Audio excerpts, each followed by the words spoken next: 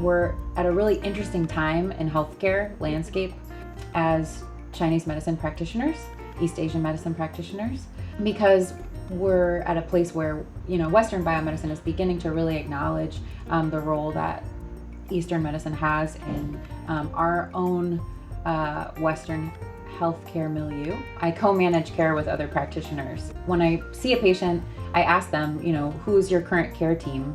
Who do you have that's caring for you?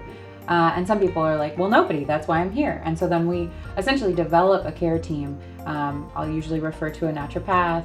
I'll check to see if they're seeing a counselor or if they're interested in seeing a counselor. A lot of my referrals come from counselors around town that I work with regularly. And that's been one of my favorite things of being in practice, is talking to other practitioners about a patient's care and then beginning to create a plan of treatment that, makes sure that we're all coming at this person's health and well-being with the same gesture or with the same intention. Oftentimes what's so cool about Chinese medicine actually is that when you start to talk to a patient about what the patterns that you're seeing, the patterns that we learn in school, they often will say, everyone else has told me that none of these patterns make sense. And you say, well, you make perfect sense to me, this is a pattern that we learn about. And they feel very excited and happy because they finally feel heard and seen.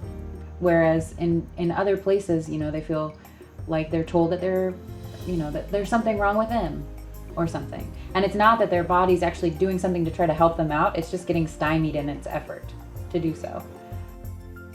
My teacher's teacher, he used to say Chinese medicine is in the life. So if you want to study Chinese medicine, you study life. And you watch the people around you and you apply those principles to everything around you that surrounds you. And they're universal principles. They're principles of nature, so they have to exist everywhere. And then, the amount of inspiration that comes from that is just endless.